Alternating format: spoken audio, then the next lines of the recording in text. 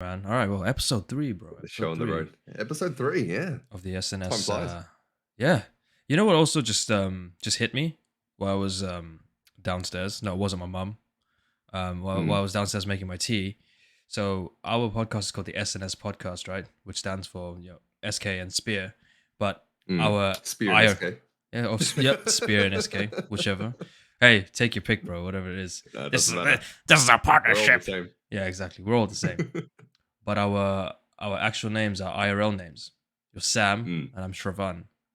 So the alliteration still stands. Still It's a S. strong Still it's a stands. strong move. It's like a power move, man. Big Yeah. 420 IQ strats right there for anyone who wants to make a partnered podcast. We're going to Actually, invite SWAT. There's going to be another S. We're going to invite...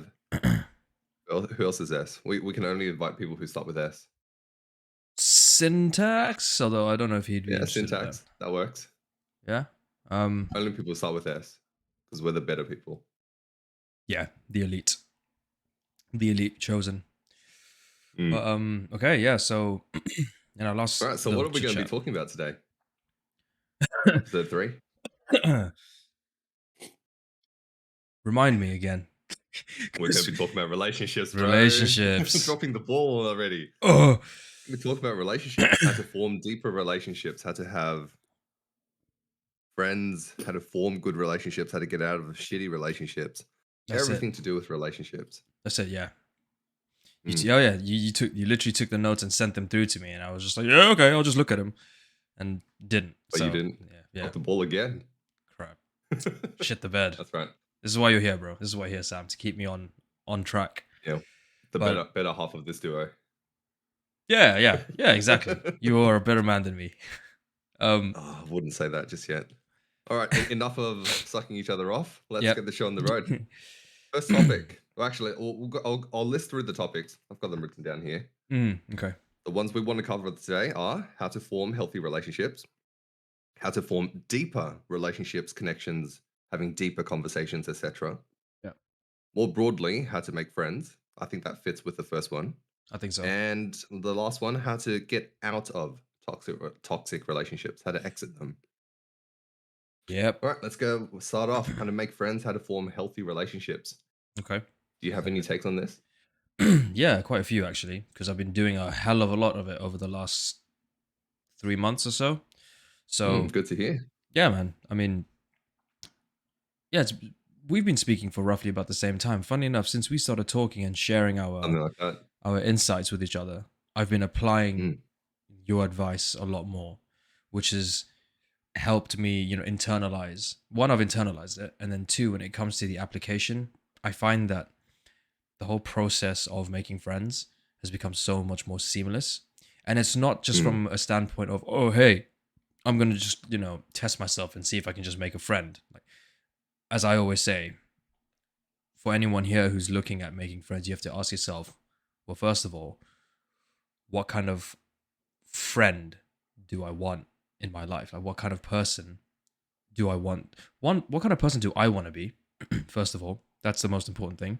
And then by that token, you then identify what kind of people you want around you, right? So I mean, you know my story. You know what my ambitions are, what my drive is.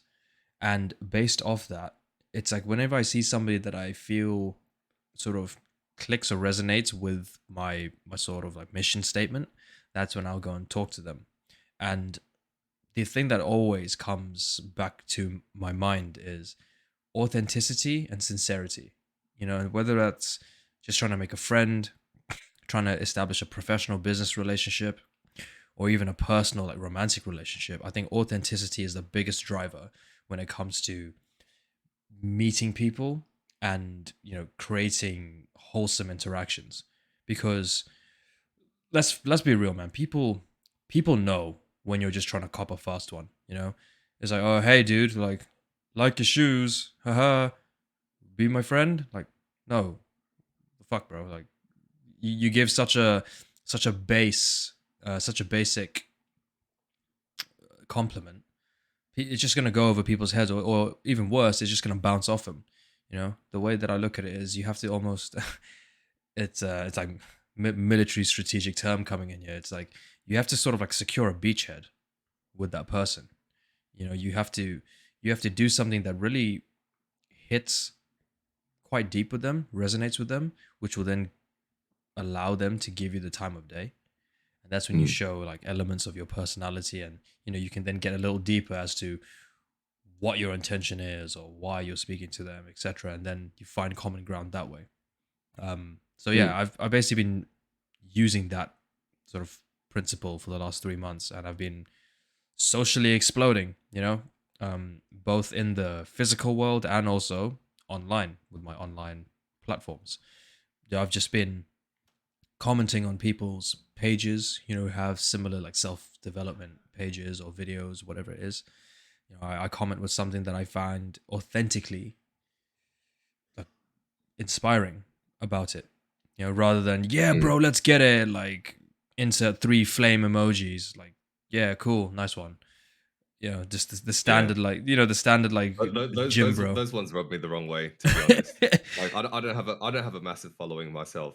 Don't have a No, big one, it just but comes across as fake. it It's literally like yeah. the hey dude, nice shoes. Like, all right, cool, Mm. thanks. Or like And like they leave a pretty useless comment wherever they go.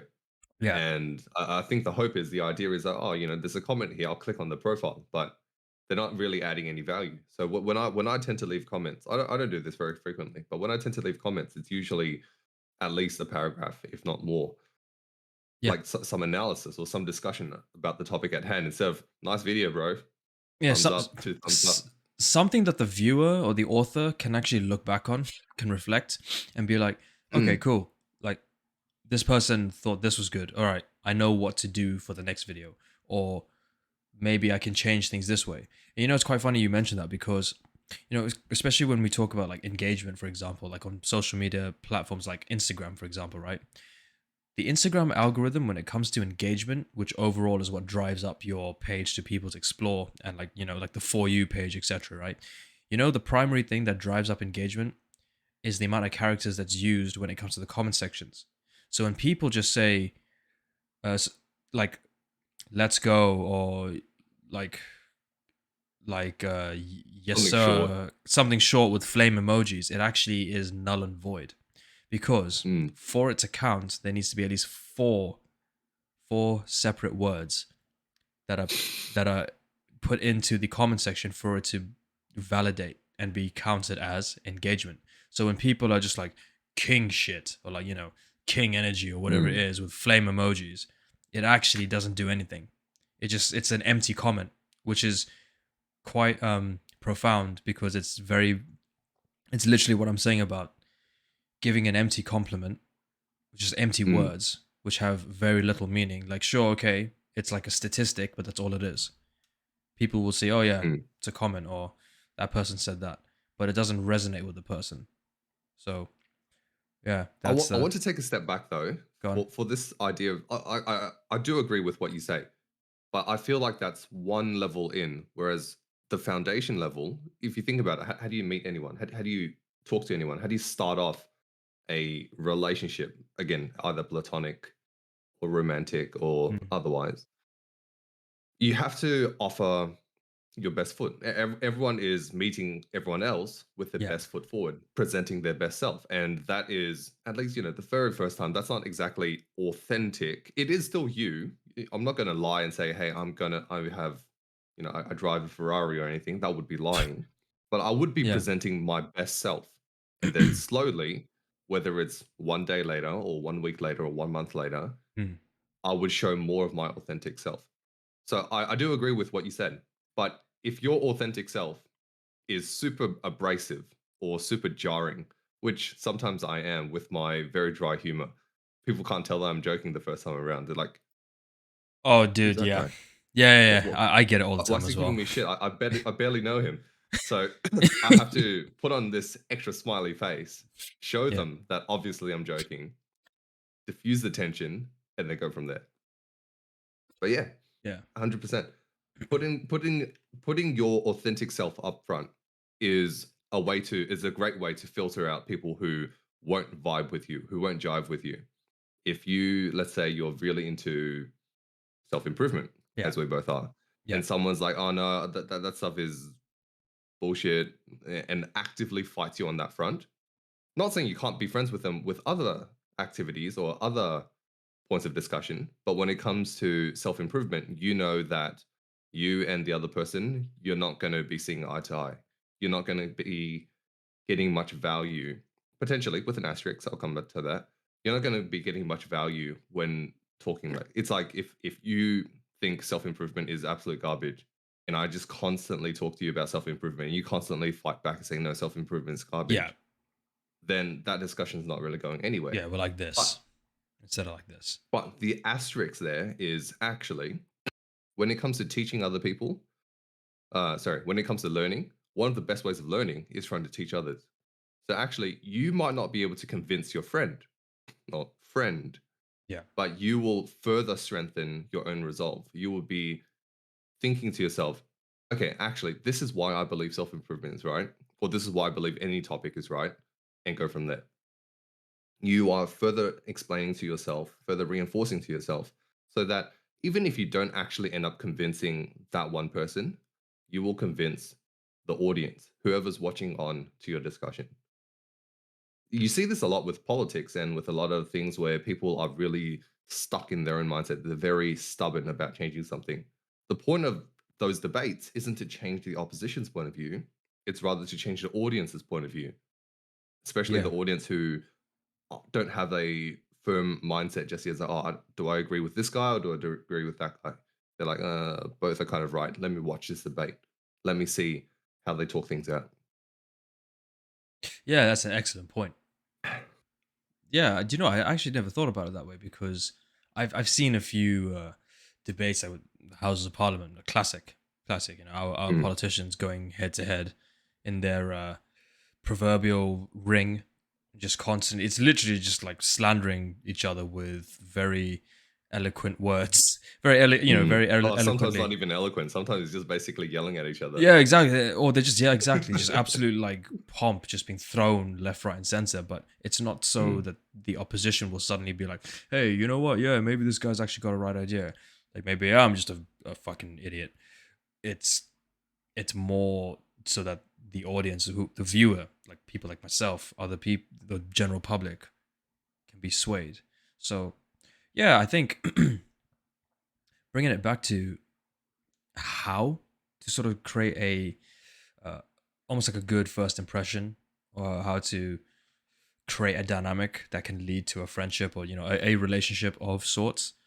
Uh, yeah, you definitely step up. You definitely step off with your best foot forward. Mm. And yeah, in a way, I suppose there's got to be some sort of incentive, right? There's got to be some sort of value exchange. What is it that Yeah. what is it that I have to offer this person for them to exchange like their time, their attention, and then the goal is their investment in me. So Mm.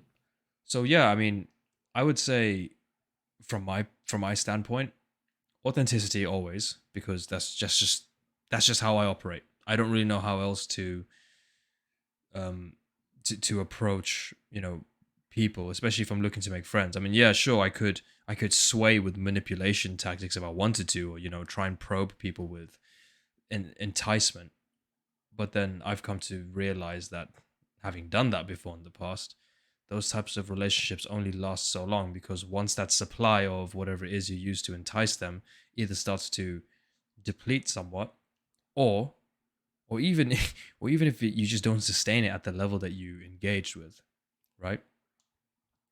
it, they then start to lose interest, because then they start to think, oh well, you're not this person that I thought you were, and then Mm. that's it, out. They just completely filter out of your life. So authenticity for sure, but I think you also need to bring something to the table. That very widely used line, Yeah. but I it's really true. want to hop on that point a bit later. Yeah, yeah, for sure. Yeah, keep going. Or was Ah, that it? yeah, no, that was it. My throat's just very dry as well tonight. That's all right. So, on the discussion of bringing value to the table, bring something to the table, show that show that you've got something to offer. That's one part that a lot of people they don't want to accept. They think that's, hold on, no, no, no. I'm a nice person. I don't have to get anything from you. I just want to be your friend. Hmm. I'm nice. You're nice. So let's be nice people and let's be friends. Yeah, let's be nice together. And Yeah. that is very, very wishful thinking. And in a Disney-esque world, that would very, very well be true. But for our viewers, everyone listening to this, think about who is someone that you're friends with that you get absolutely zero value from. Think about that for a second. Who do you, sorry, rephrase that. Who are you friends with, but you get no value from? Right. Some Yeah. some of our younger viewers probably think, "Oh no, no, no, yeah, yeah, I'm friends with this guy. He doesn't help. He doesn't do anything for me at school or anything, but yeah, yeah, I'm friends with him." Yeah, but we're mates. You Yeah. get value out of that relationship. The value of having someone to converse with during lunch, during recess, someone to bounce ideas off of, even if it's not something that's concrete. It's not like an adult relationship or a business relationship. Okay, my firm can offer these services, your firm can offer these goods. Here's an exchange, shake hands, kind of deal. Oh, my camera's shaking so hard. That was a very strong shake, man. Yeah, But shaking the world, bro. dude, But your words are shaking everyone with right now. with any long term relationship, there has to be an exchange of value. Otherwise, one party is going to be like, "I'm not getting anything out of this. See you later."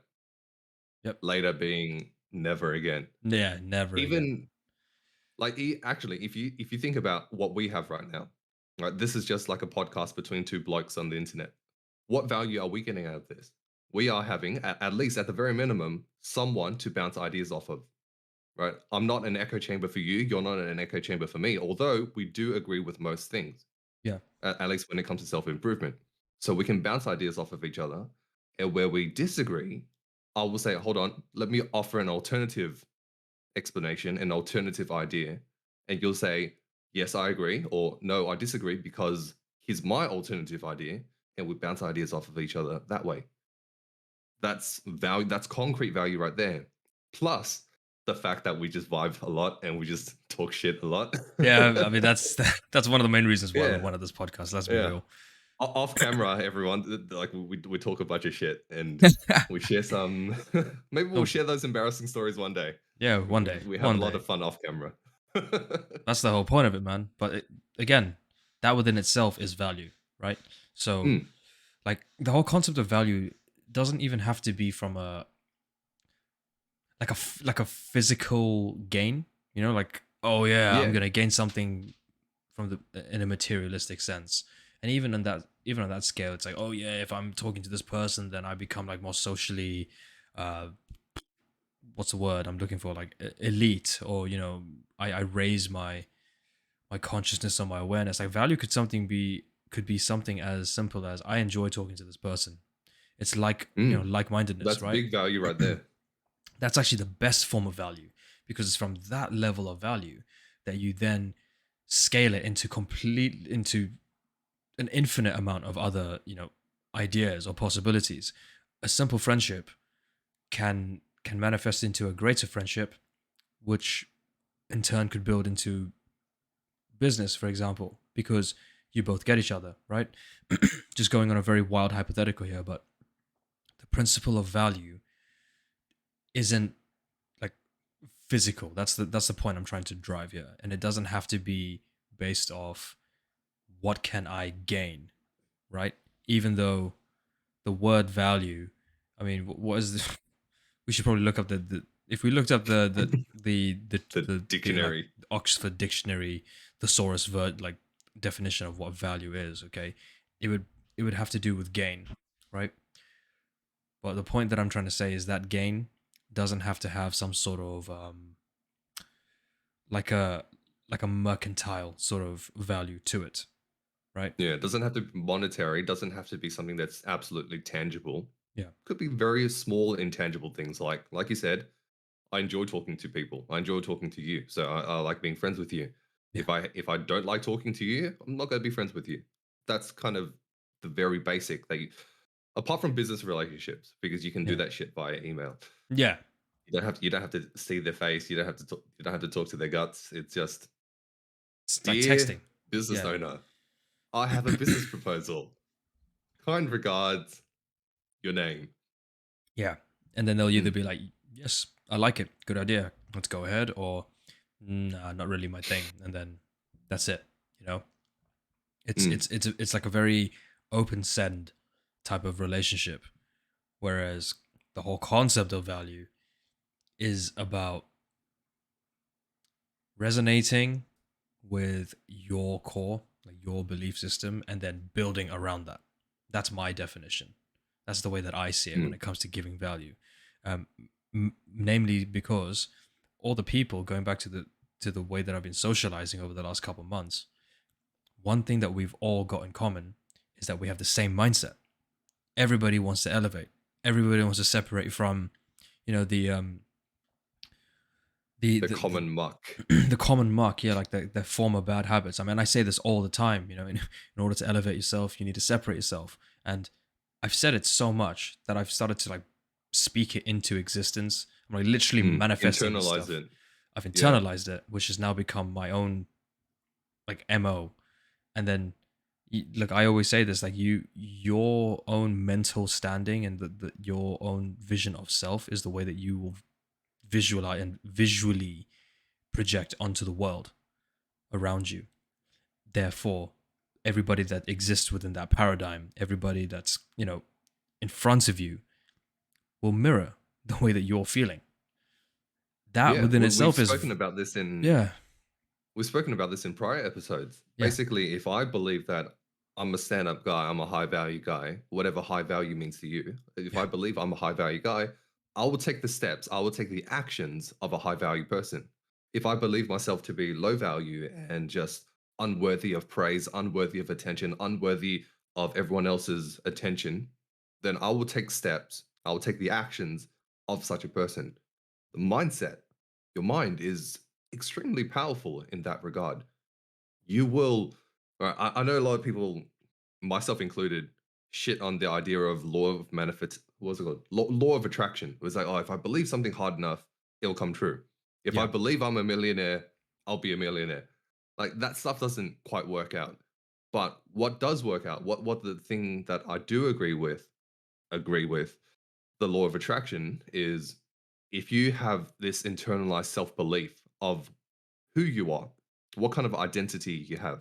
So if I believe myself to be confident, I'll take the steps of a confident person. If I believe myself to be extremely sociable, I will go out and socialize, and vice versa. If I believe myself to be extremely antisocial or asocial, then I'll just stay home. Or even if I'm a party, I'll be sitting in the corner, nursing my beer, standing in the background. You know that meme where everyone's having fun and you're like, yeah, they don't know that I have 3 Bitcoin or something like yeah, exactly. that. It's just like the most like insular, just like completely detached dude, just like stuck to the wall, you know, just there, afraid Mm, to expose himself and, you know, loosen up. I just want to very quickly tap into what you were just saying about, you know, the whole like law of attraction and affirmations, etc. The reason why I believe in it is not because I believe of this whole sense of, oh yeah, if I just like mentally tell myself it's going to happen. The reason why I believe it is because step one is the mental charging, the mental programming, right?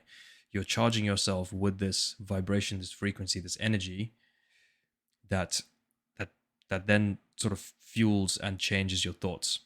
So your thoughts are, okay, I'm going to start thinking like like a multimillionaire, or like an entrepreneur, or someone who's sociable, someone who's confident, right? Right, and I know why. Like before you let out the laugh, let me explain the second half of it, because all of that stuff doesn't mean shit without action. mm, Without action, the law of attraction and affirmations means jack shit, means absolutely nothing. You can speak about, oh, I want to be like a successful, you know, like YouTuber, or have my own successful podcast, or meet like-minded people. But if you don't take the actions that bring you, or at least take a step towards that goal. It's not going to go anywhere, right? You need to Mm. put some degree of effort in, and that degree depends on just, again, how bad you want it, right? So you see there's tons of people who are doing stuff for this right now on the path. There's some people who are looking at like hiring out entire like flats and rooms to create their own studio for a podcast. And you've got like, well, you and I can't do that because we're on opposite sides of the world. But then we're meeting every Saturday without fail, unless there's an Sunday for extenuating, me. yeah, or Sunday for you, Sunday morning. See what I mean? So it's like Saturday Yeah. night. Like it's currently 10 past 11 at night for me, right? Mm.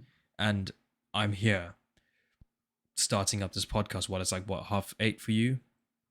Yeah, 8:10 in the morning. Yeah, in the For morning. our viewers, I'm in Sydney, Australia, and you're from London London, or yes. close to London. Well, yeah, we just say London because it's just Yeah, the main, it's like, London the time. city, Close London time, enough. exactly. Mm. So that's the level of effort that we're putting in.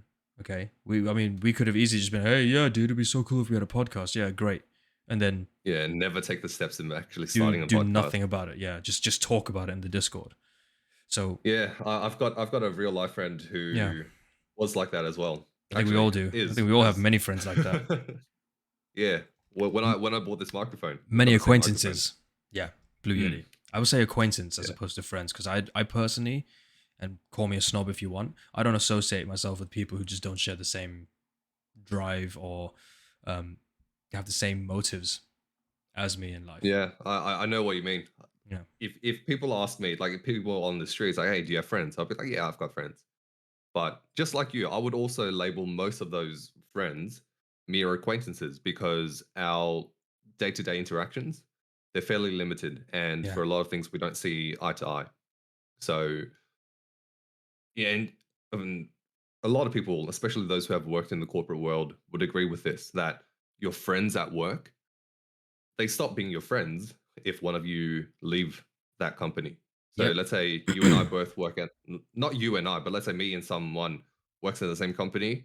We vibe with each other very, very well, get along very, very well. Besides work, we also banter very well, have fun, and all that stuff. And then later, let's say I leave the company.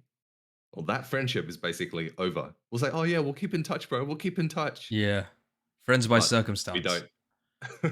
Exactly, friends by circumstance, and that's why when you're in school, high school, whether it's primary school, high school, or university, you make friends quite easily.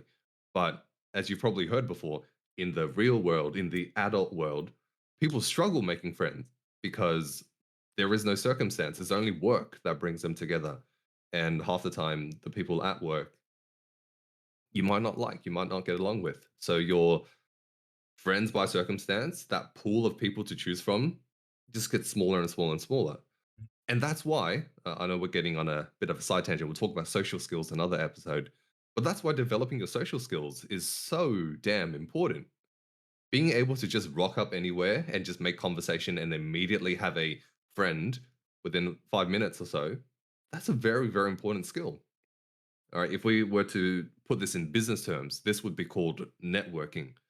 You go to an event, you go to a party, whether it's a work party or a business party or just casual get together. If you make a good impression in the first 5 minutes, people will want more of you. People will want to know who you are. People will want to know what you're made of. And if it so happens that they have a business or if their firm is hiring or anything like that, it'll be like, hey, you're a cool guy. Come work with me or come work for me. And a lot of things end up working out that way. We've actually talked about this for a very long time now. We've got other topics to Yeah. get along with. I, Let's I want cycle out. to, but before we move on to that, I do want to offer a counterpoint to what you said a bit earlier about uh, non-manipulation or being your most authentic self. Okay. I do agree with that for most of the time, especially for long-term relationships. But like I said earlier, everyone is putting their best foot forward. When you're meeting someone for the first time, they are not their true self. Just as you probably won't be your true self. You'll be saying, hey, here are my good qualities. Let me present them to you. Right. And you'll be presenting your good qualities to me. We'll agree that, yes, I like your good qualities, you like my good qualities, and then as we get to know each other, maybe some of my bad qualities might come out. For example, uh, let's say I'm not a racist, but let's say I was a racist, and then it turns out that oh yeah, I hate this race of people, or I hate that race of people, and then all of a sudden Yeah. that person would be like, hey, you used to be cool, Yeah. You were and cool with everybody. Now within what? like 5 seconds, I've changed my opinion of you because you're not cool anymore. You're a racist. I don't want to be with you. If that ends up being a deal breaker, or if I like politically, let's say I lean left or I lean right, and you're the opposite, and it's like, oh, sorry, we can't be friends anymore. We Right. we vote for different parties or anything like that. Hmm. So, best foot forward. And if you read books like Robert Greene's 48 Laws of Power, in that book he talks a lot about. He doesn't actively call it manipulation, but if you read between the lines, it is how to manipulate your way to a higher level. Yeah. And whilst it's not exactly authentic, I don't disagree with that method. You can internalize that higher value person that, sorry, let me go back a bit. Let me explain. Let's say I want to be a higher level, like let's say in the company, I want to be somewhere that's higher level. Instead of working at the bottom rungs, I want to be in the middle, or I want to be at the top. How do I get there? Is it by working hard and showing what I'm capable of? That's part of the equation, but that's a small part of the equation. There's a lot of ass kissing, there's a lot of sucking up, there's a lot of all that other stuff. And someone with a lot of pride might say, "Oh, I'm too proud for that. I'm just going to show off. I'm not going to suck up." And for that person, very well, if they truly are that proud, prideful, if they're truly that proud, then for them, that not progressing up as quickly as possible, that's worth the trade-off for them. But for a lot of people, they're willing to suck ass. They're willing to brown nose just to have that extra promotion. It's like, oh yeah, boss, I like your shirt today. I like your shoes today. Or I'll let you take the credit. Or any of those small things that, if done correctly, isn't that obvious? You we only notice the ones that are done very poorly. If someone gives you a obviously fake compliment just to get something from you, then yeah, that comes off very disingenuous.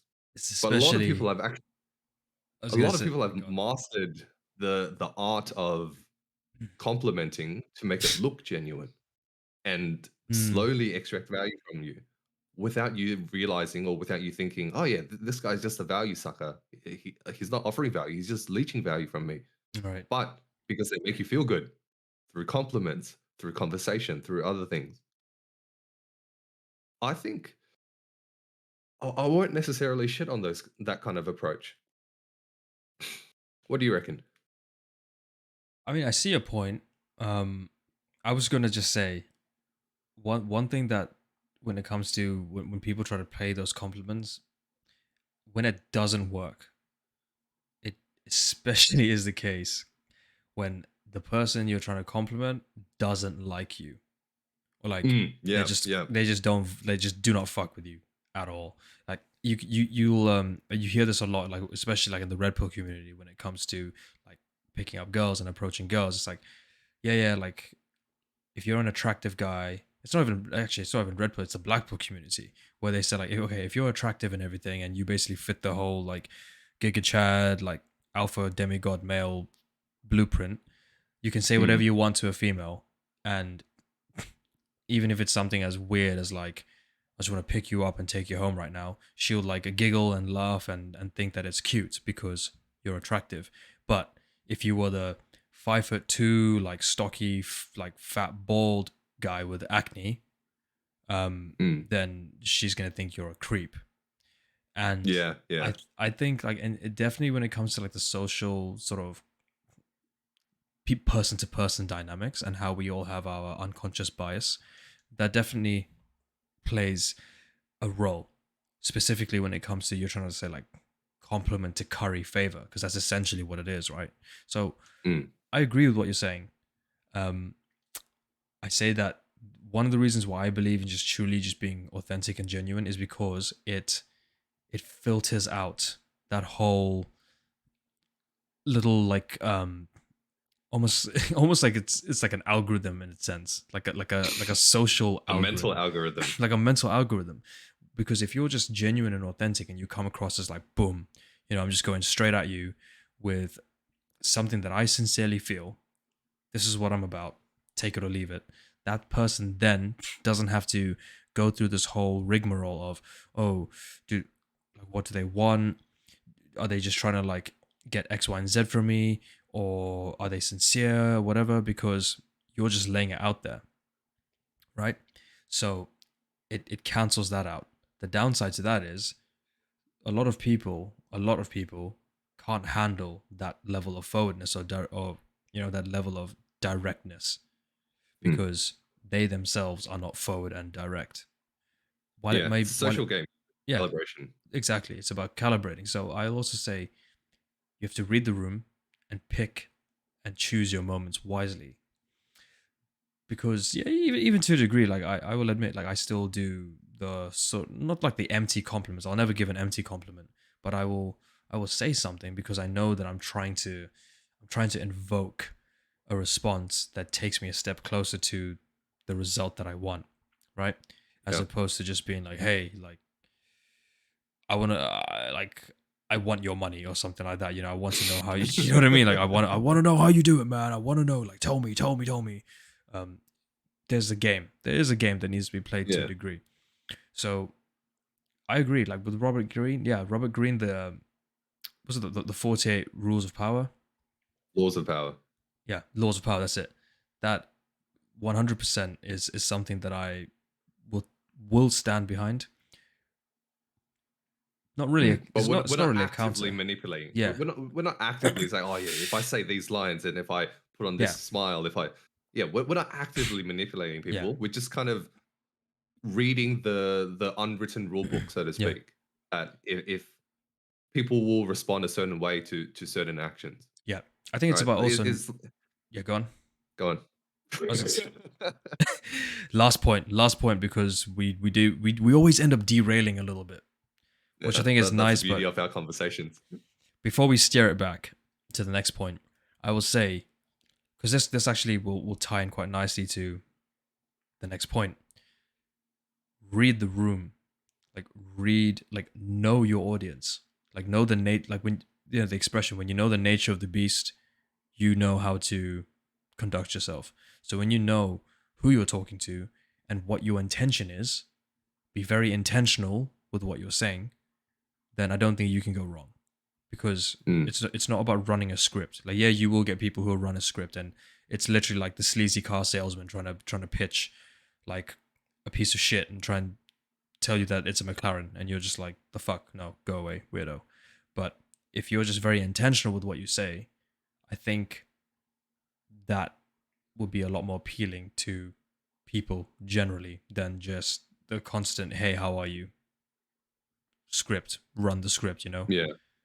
So yeah. Yeah, so just to summarize, bottom line, that's how you form healthy relationships by being authentic. You naturally filter out the people who don't vibe with you, and when you're authentic, you actually end up respecting yourself. That's key. I don't think we mentioned that very much. Respecting yourself, respecting your own time, believing that you're a high value person worthy of respect. Yes. And so if you respect yourself, basically naturally, all your relationships become healthy, so to speak, because anything that's toxic, anything that's unhealthy, anything where people will ridicule you, make fun of you, make you uncomfortable, you naturally filter that stuff out. You won't stand for it. You'll say, no, that's not right. That's not on. I don't like this. Please stop. If you don't stop, we can't be friends. Yeah. And that's it. That's how you get healthy relationships, which kind of really melds into the next point of how to get deeper relationships. Because again, the answer is be authentic. Yeah. That- Like this is the common trend, like this is the common theme: authenticity and awareness, like self-awareness and self-worth. Mm, I think those are like three fundamental points that really encapsulate this whole podcast, this whole episode right now. Because in order to get deeper, you need to have you need to have been able to have like explore the depths of your own personality, your own character, and understand, just who you are as a person. Because when it comes back to the original statement of what value do you provide, you can't expect someone to be really deep with you and then give them like a very shallow exchange. Mm. It's like me trading you like a bucket and spade for a yacht. You know what I mean? Hey, Like, that's value. I want your yacht. I'll give dude, you my bucket and spade. like come on, like who in their right mind is gonna be like, yeah, this is a really sick deal, bro. It actually reminds me of like what we said the other night about when I was like a hardcore runescaper and I got Mm. absolutely played out by that dude with the one gold exploit hack, and I just ended up ruining my life and just burst into tears. This is like So my 11 life year is old. over. Yeah, dude, the 11-year-old SK was like having a midlife crisis at that point. It was not even a quarterly life crisis, man. Jesus, I was just in turmoil. But essentially, understanding how deep you are as a person, or understanding the different like layers to yourself, is going to help you provide that value to someone else, who in turn can offer that to you. Or even if Mm. you request that from them, and if they're happy to oblige, well, that's cool. But then you've got to be able to provide that within yourself. Otherwise, it's literally just giving them a shit end of a bad deal. Yeah, but are you? I think right. You're talking more abstractly. Yeah, yeah, yeah, 'Cause 100% that's how abstractly. I'm reading this. It's not Yeah. it's like you literally write down a list, "Oh, I offer this value. I offer that value. I am 6'1", so No, I this isn't like a it's more celebrity marriage. internal. Yeah, Yeah, it's more yeah, internal, it's all more abstract, it's all more mental. If you have a broad picture of what kind of person you are, and I understand that this is very vague. So for people who are looking for concrete answers, like, "Oh, do these 3 steps to be a high value person." We don't have those magical 3 steps that's for where you're you. going wrong. That's where you're going wrong Yeah, because there is it's no. looking internally, Yeah, there, looking to build your mindset of, yeah. "I believe I'm a high value person." No, Now, but I know Spear, there that has to be a way. There has to be at least three that things I can do to, copy and paste into every facet of my life, and that's where it's wrong. Yeah, just you buy my course, 19.99. That's Easy it. 4 easy payments of 19.99. Yeah, Find the exactly. 4 secrets. I do really do pity, um, like respectfully, obviously, in case anyone here has been like, yeah, I've bought this course on how to be like the the ultimate like apex human. Alpha. Yeah, like alpha human, because there is no such thing. There is Mm, like that's I think that's one of the main things to understand as well, especially when it comes to depth. If you want to have deeper connections and deeper relationships, you need to stop looking externally.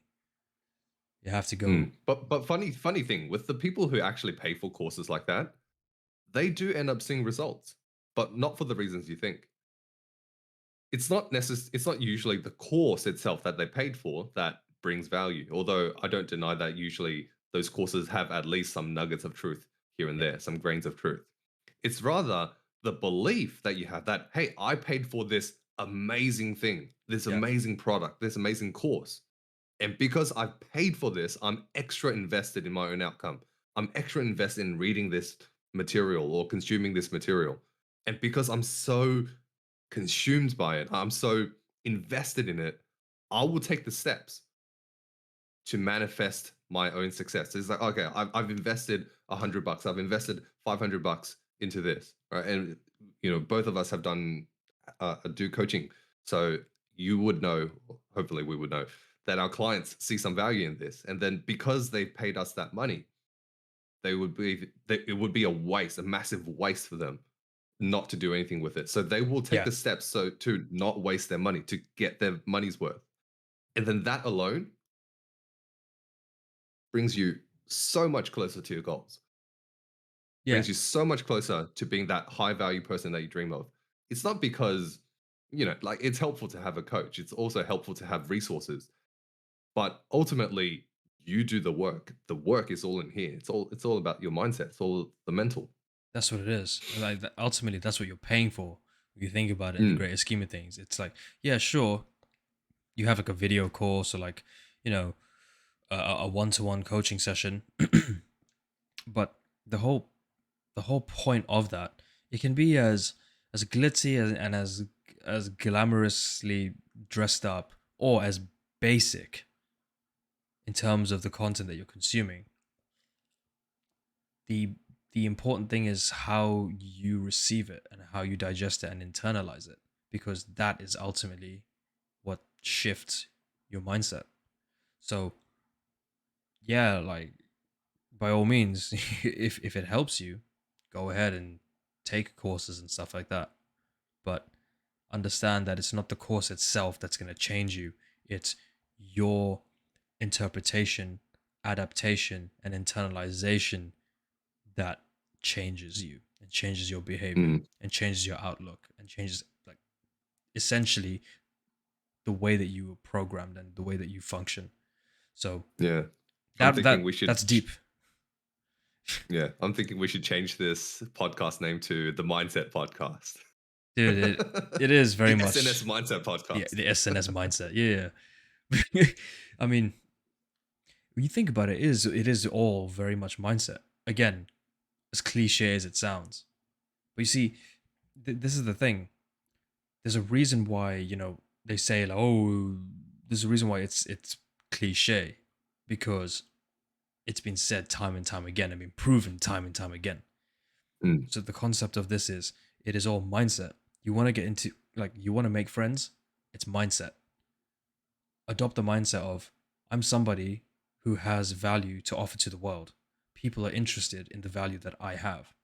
You know, mm, you want to go deeper in your relationships. I'm somebody who has depth to them.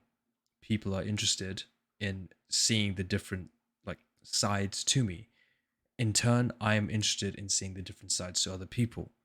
It sounds like so Mickey Mouse when like, as I'm saying it, right? Because it's like, the fact that I'm like articulating the thought process, because having the thought that's internalized is fine, because maybe to a degree it's like locked inside your head and nobody else can hear it, so you can think of it in the most bizarre way, right? And it's fine because it's your thought, it's there.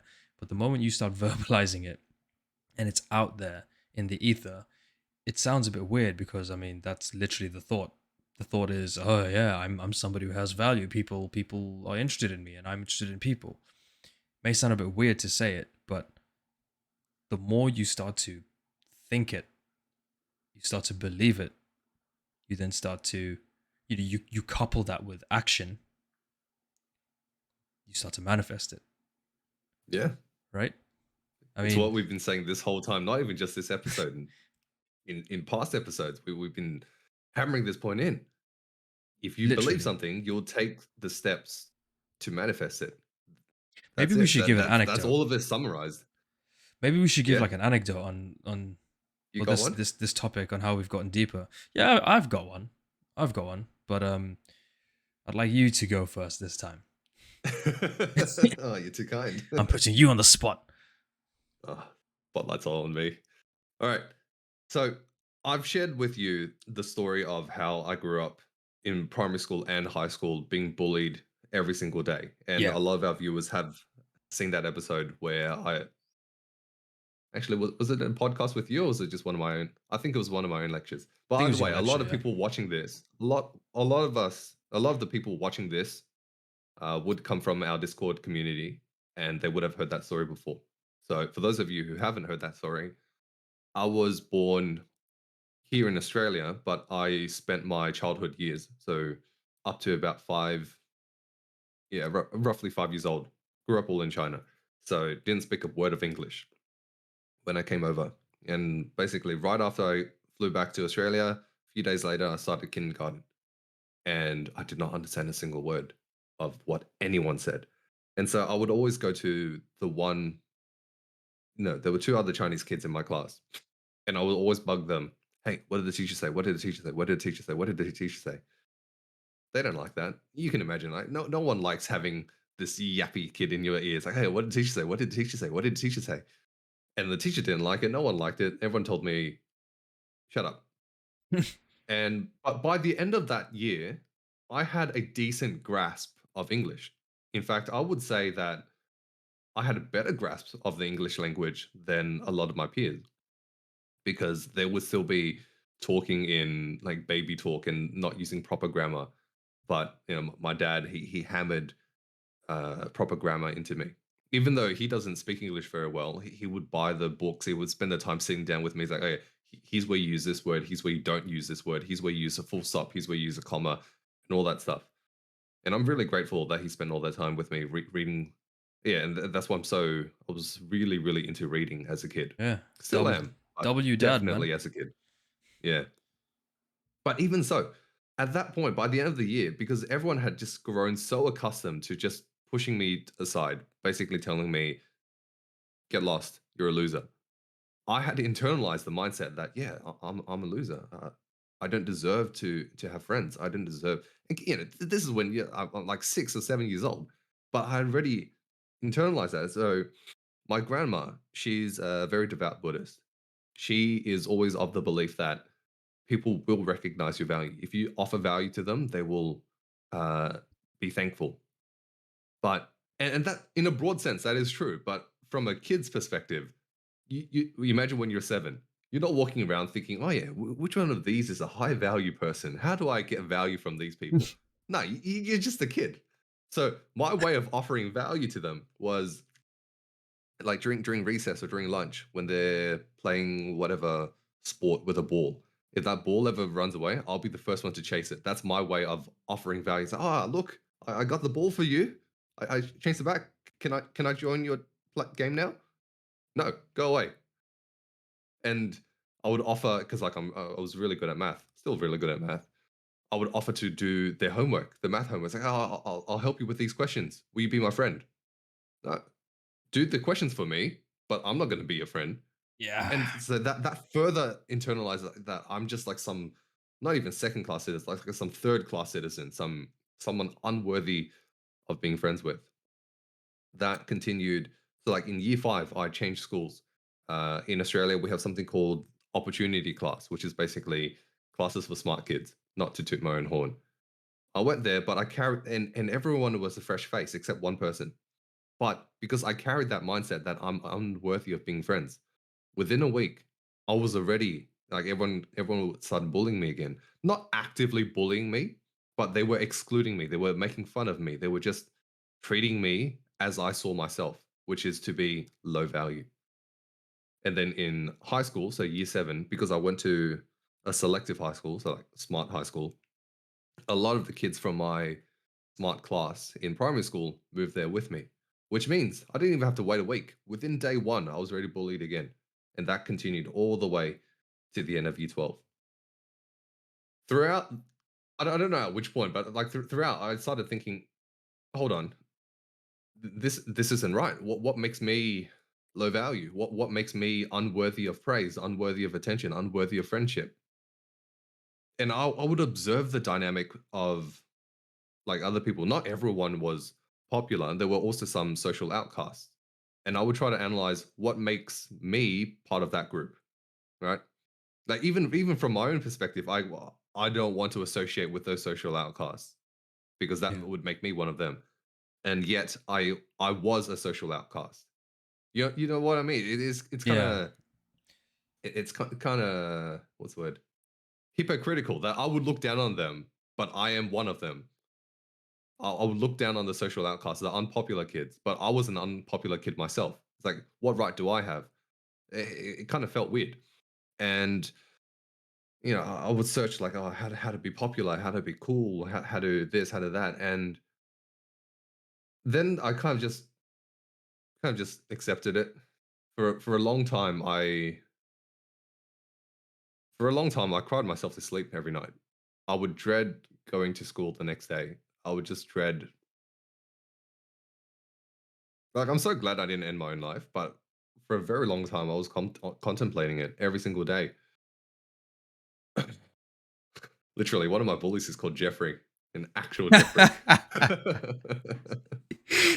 Anyways, Fucking I'm sure Jeffrey, he's a better bro. guy now, hopefully. Oh yeah. But in you, like you asked, like how do I turn this around? What's one of the anecdotes? When I went to university, there was no more of this reinforcing belief. You've heard this story before, so apologies if I'm boring you. This is for the No, background. bro. There was Send no it. more. There was no more reinforcing bullying. Every day in high school, in primary school, I would be reminded in one way or another that I'm some social outcast, that I'm unworthy of being friends with. But when I went to university, maybe it's because everyone's being more mature. Everyone's trying to be, oh, look, I'm an adult now. Adults don't bully one another. I didn't experience that anymore. But that felt so weird.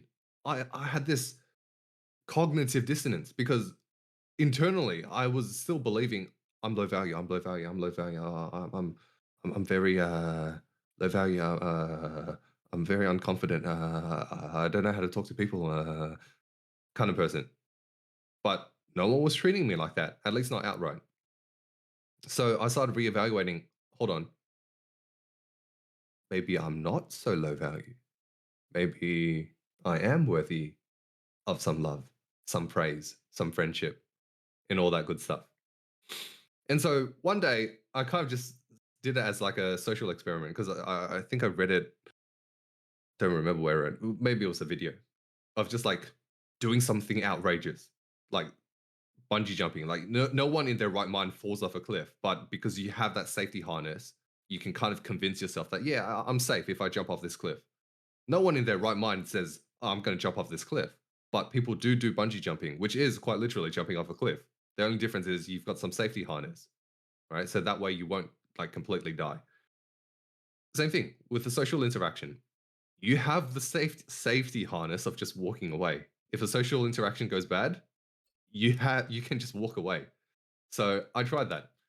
I just smiled and waved to random people. I don't know you, you don't know me, but I'm just walking by and like big smile, hi, and a lot of them would give me funny look like, "Do you know him? Who's Do this you know him? fucking weirdo? Is he your mate?" But some of them would be like, "Hey," waving back as well, and that reinforced the idea of it's okay to smile, it's okay to wave, it's okay to be a bit social. Nothing bad's going to happen. The worst is someone gives me a funny look, or the worst is someone just looks away because they don't want to engage with me. Maybe they think I'm some kind of marketer or something. It's like, hey, do you have 5 minutes to talk about Lord and Savior Jesus Christ? Yeah, the Jehovah's Witness just sent their inside man Yeah. to just convert you all. Mm. And then because that initial experiment went so well, Yeah. I started doing that more and I started having conversations like, hey, how you doing? Nice to meet you. What's your name? My name is this. Your name is that. And they just go from there. It's like 2 minute conversation. Yeah, catch you later. And then at the end of the 2 minutes, I'm not his friend. He's not my friend, but we had a somewhat pleasant interaction.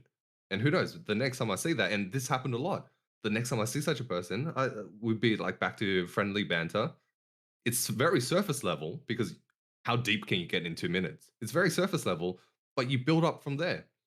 And this is in university. It's very big, but chances are you will be talking to the same people or at least crossing paths with the same people over and over again. So what happened actually, because I took these small steps every single day to improve my social skills, what happened towards the end is everywhere I would go, I would have a friend, right? Surface level friend, but I would have a friend everywhere I go. And that gave me social proof. So I'd be walking with my group of friends, any group of friends.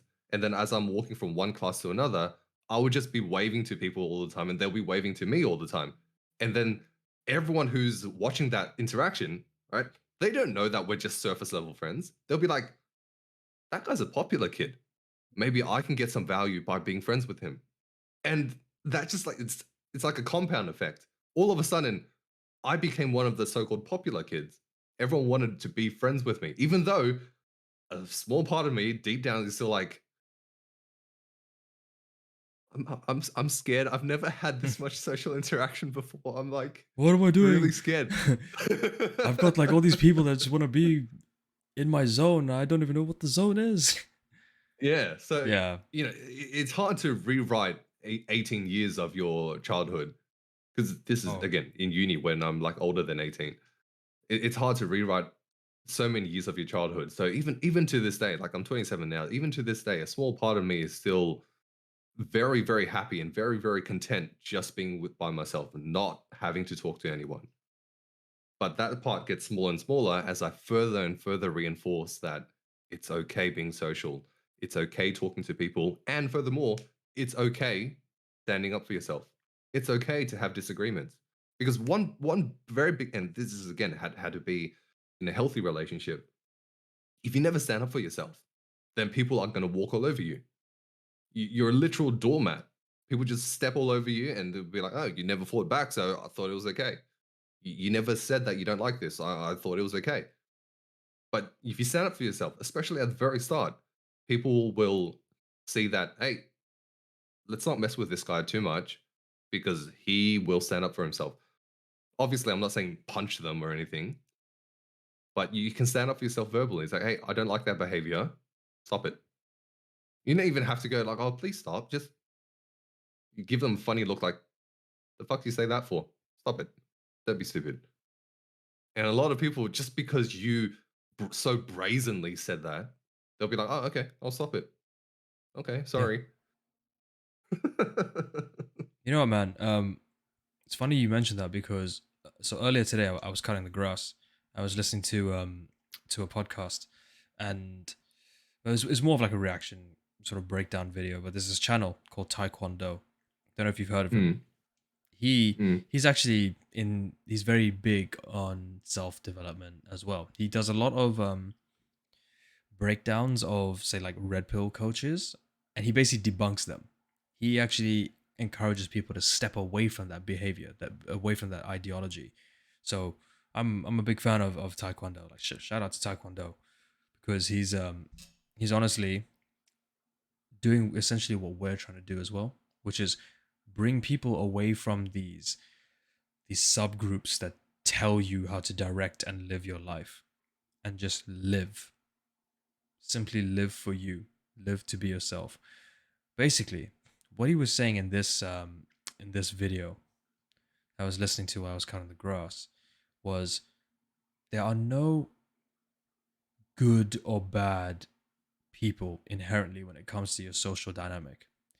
There are simply people who are conditioned based off the way that they are conditioned to treat you the way that you allow yourself to be treated, mm. right?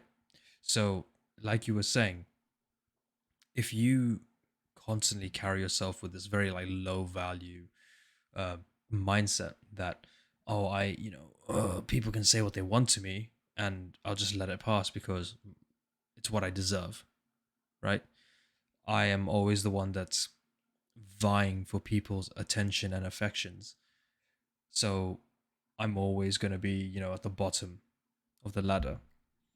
People will get that vibe off you and then they'll just treat you that way, and it's not because they want to do you harm or because they want to like see you elevate and prosper in life. It's just simply because, oh, this is the way that this person carries themselves. So part of my way of associating with them is I'm just going to treat them that way.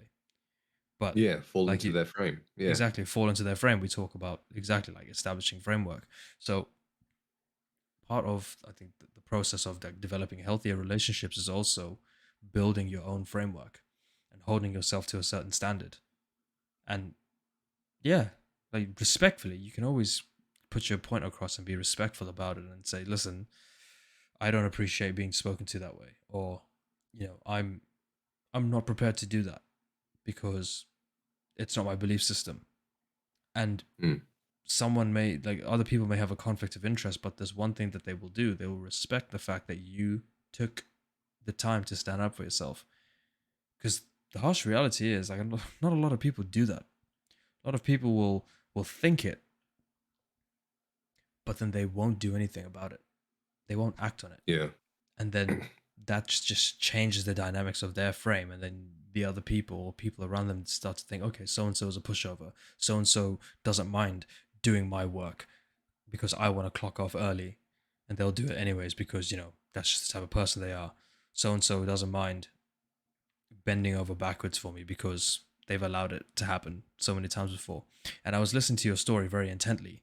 Thank you for that, Mm. for that input, because I myself actually, we have very similar stories, very similar stories. I'm with the same age. I mean, I'm 28, but yeah, for the largest part of my life, or rather my formative years, I was conditioned and also conditioned myself to believe that I was always like second to everyone else, and I didn't really have a voice. I was always a bit of a victim. I use like the victim mentality as a form of how people can identify, and so I lived that whole like victim lifestyle, to two very extremes. One being the very, oh, woe is me, I'm a victim, therefore all my bad behavior is justified because I am Mm. incapable. I'm incapable of rising up out of that negative situation.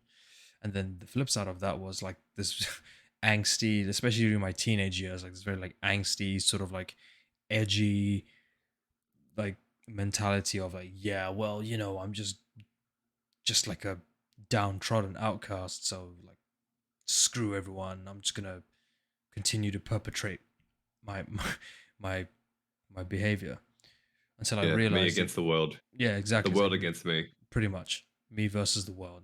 Fuck everyone. I'm gonna go down burning with the ship type of mentality.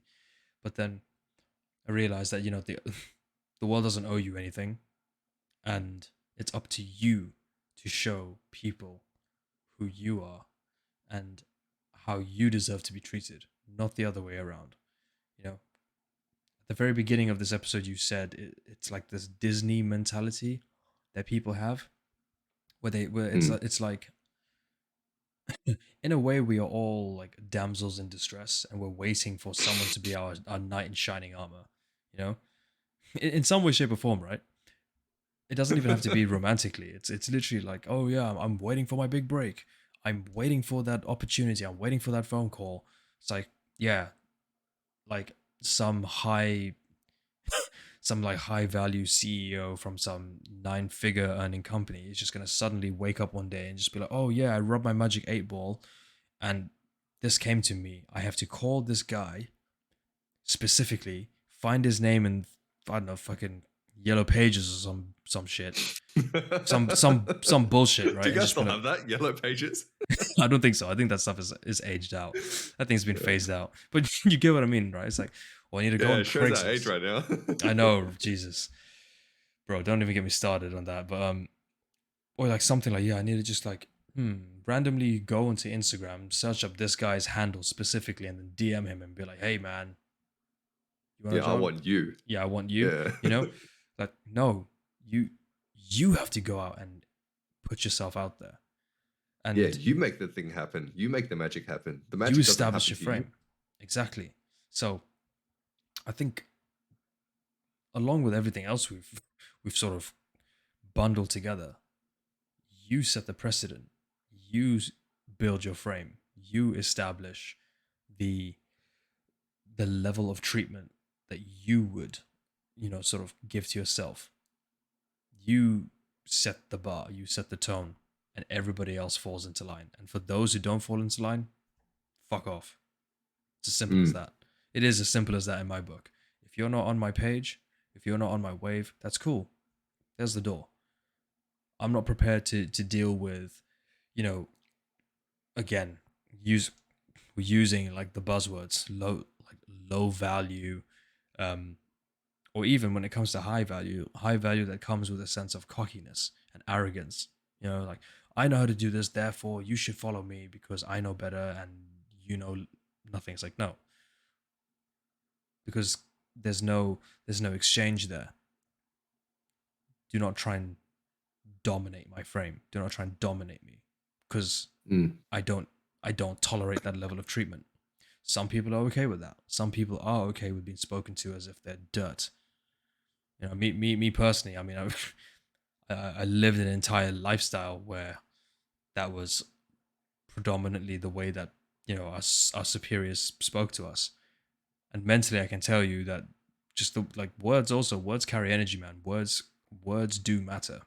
People just say, "Oh, they're just Mm. words." No, it's it's words that help change the world quite literally, because that then is like an affirmative reaction the to what's being said, which then changes and shifts your mindset.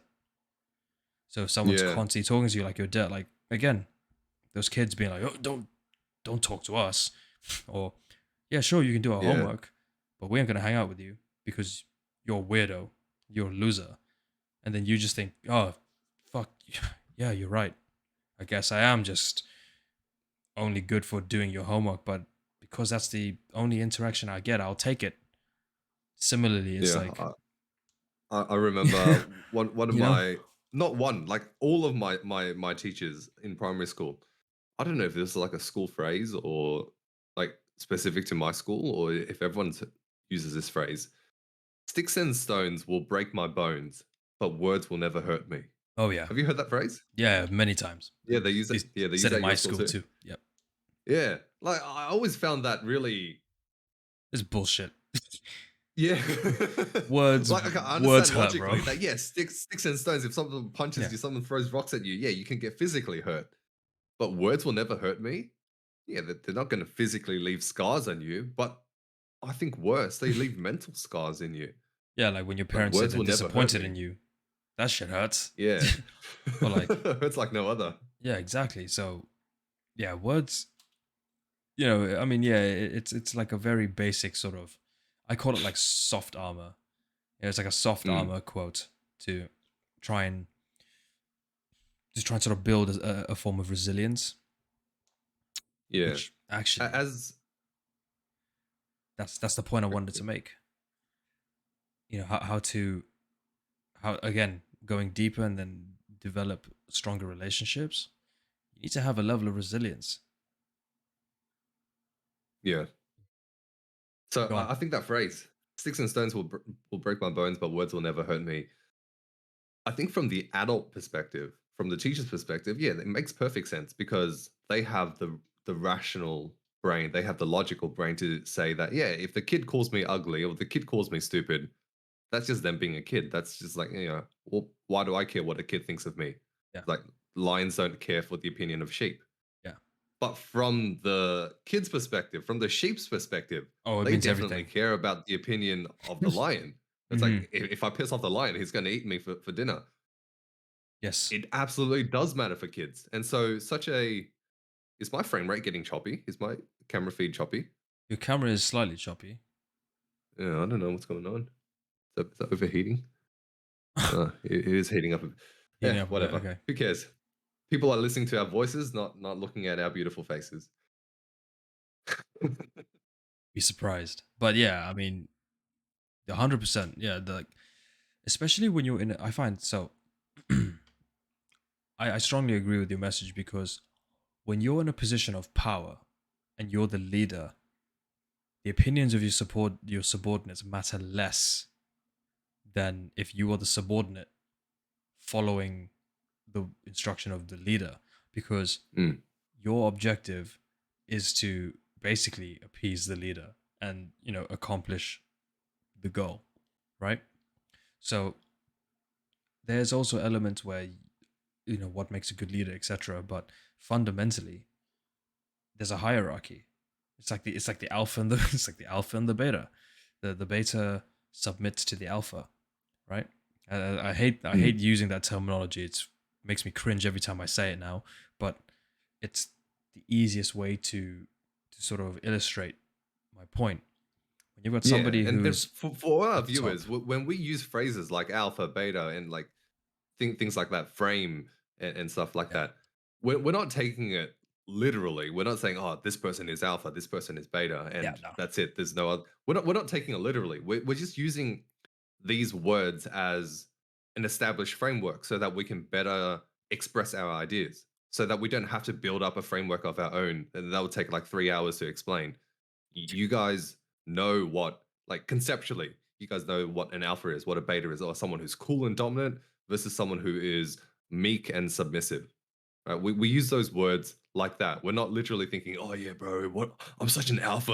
I'm an alpha male. Yeah. You're a beta male. I'm gonna like rip off your balls." Yeah, castrate you with my frame because that's what Yeah. alphas do.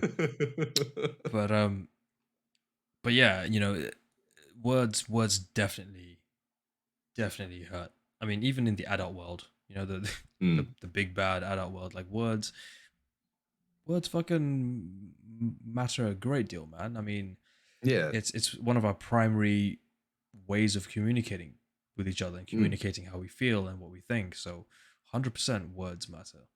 Um, hey, we on the topic of relationships, we covered so how to develop better relationships. But I think the last point is how do we move away from toxic relationships? Now mm. I can speak a fair deal about this because I've been in a few toxic relationships. Um, but quickly, what's your take? Have you ever actually been in a toxic relationship before?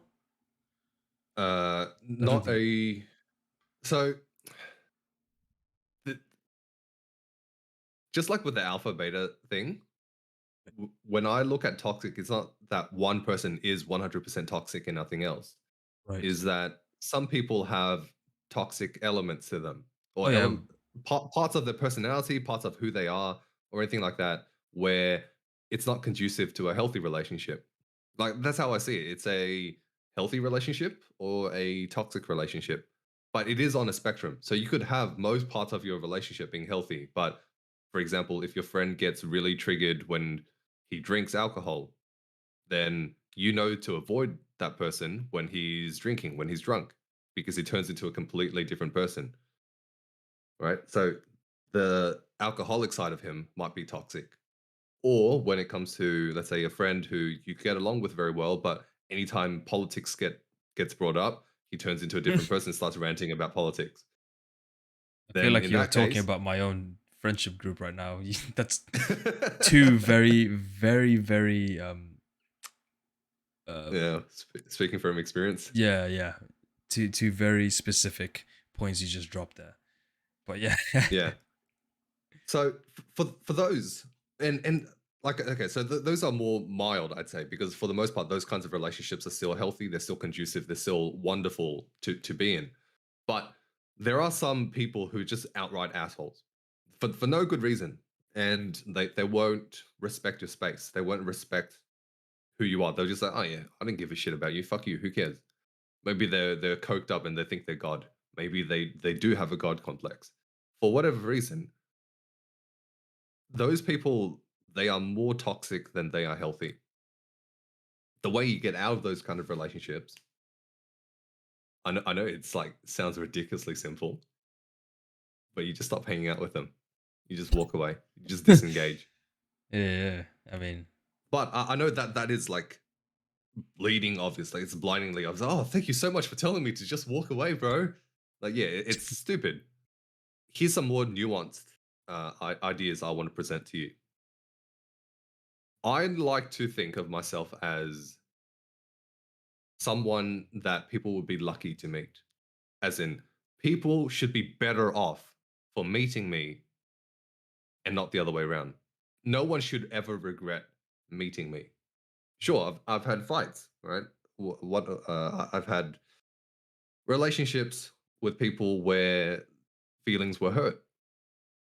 But overall, I would like to think that despite our little riffraffs here and there, despite our fights here and there, that those people would be better off because they met me, because I've imparted my personality traits, my positivity on those people.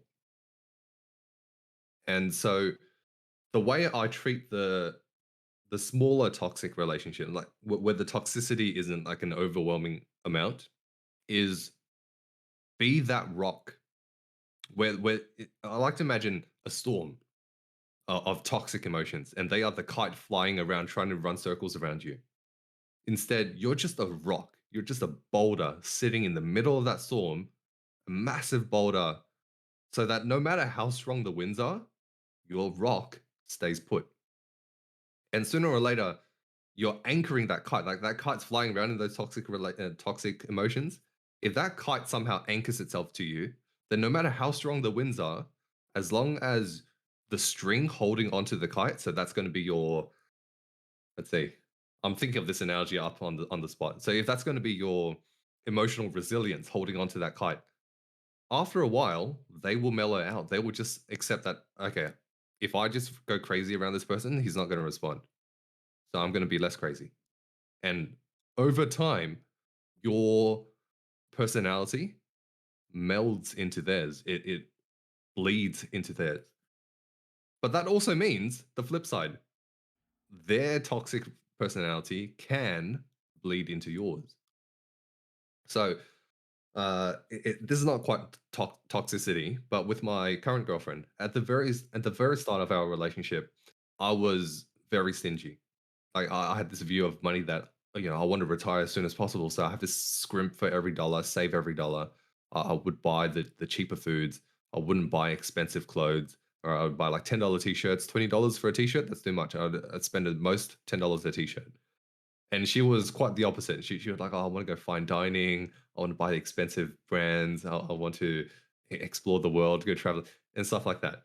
And that at the very start, it was a point of contention, a point where it caused a lot of tension between the two of us. But I guess at one point, I think reading a post on Reddit, something like to do with personal finance, where yeah, it's nice to have money.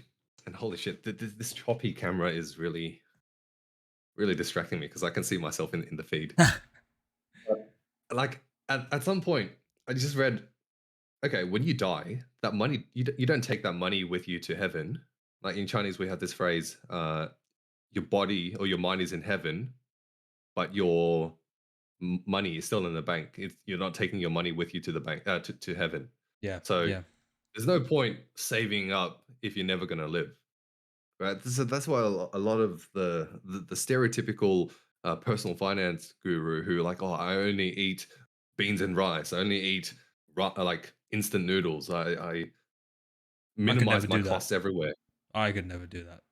That's just that is like fucking that's hell on earth. I think we get more variety in our ration packs. Just instant noodles every day. And that's saying something, bro. Yeah, it is. So Army like ration obviously packs. I'm talking about an extreme here, Yeah, of but course. the idea still stands that if you don't take the time to enjoy yourself, what are you earning the money for? It's like, oh, I want to retire early, but when you retire early, will you suddenly start spending more? Exactly. What's the point? Maybe, maybe not. Maybe you still be frugal. It's like, oh, I'm retired now. I have no more income. I can't afford to eat anything but instant noodles. And then you just spend your whole life. And my grandma was like this as well. My mum's mum, before she died, uh, she wouldn't even spend $15 on some life saving medicine because she was thinking, oh, I'm about to die anyways. I can save these $15 for someone else. And like this is not $15. This is 15 RMB, which is what the equivalent of like $3 here, $3 or $2. Wow. It is like not a lot of money at all.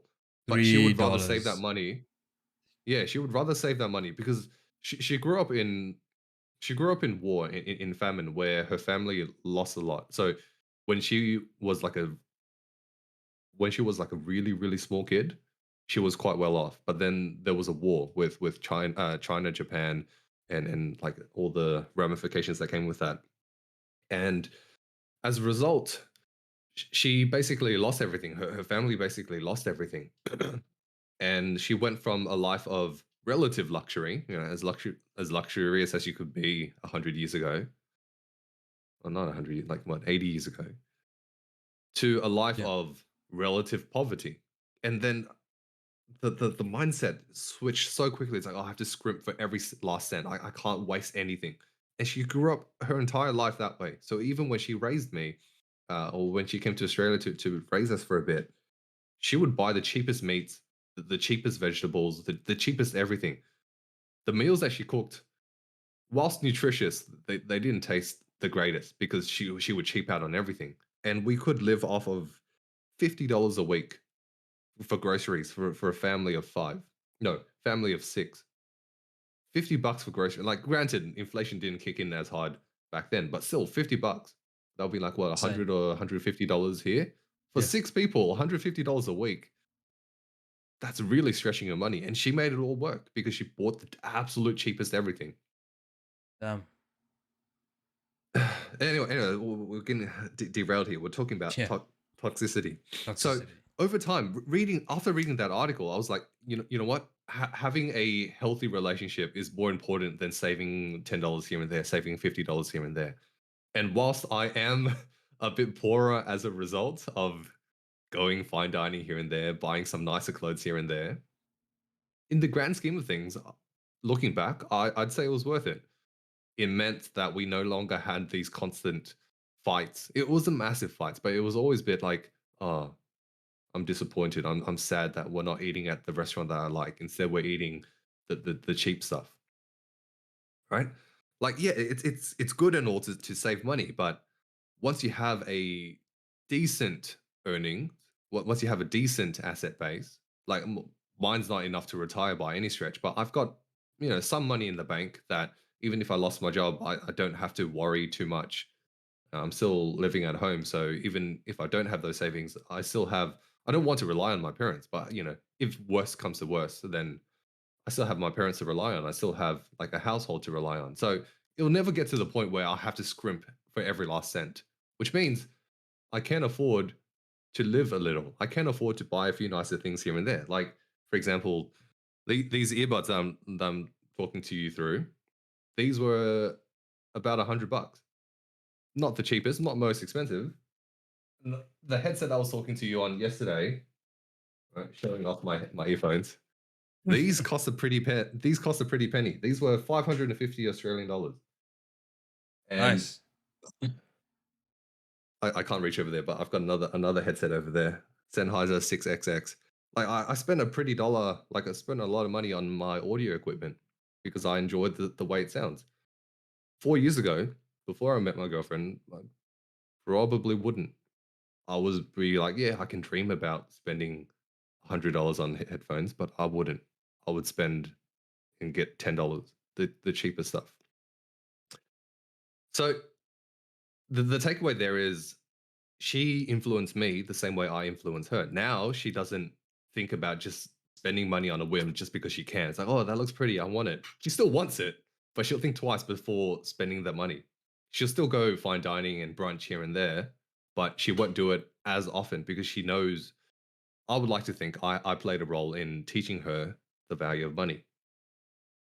So in the same way, you can teach the value of positive mindset to your so-called toxic friends if you have any. I know it's a lot easier said than done though, because those friends, they have already this perception of you. They think that you are this kind of person, you're like this, you're like that. And if all of a sudden you present an opposing idea, is that hold on, I want to change who I am. Instead of being a pushover, instead of being a doormat, I'm now going to stand for myself. They're not going to accept that immediately. They're going to think, no, you're not. You're still a pushover.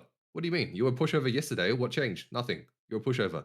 So it's going to take a lot to fight against some ingrained mindset. So especially with your parents, they literally raise you. They literally know you for as long as you've been alive.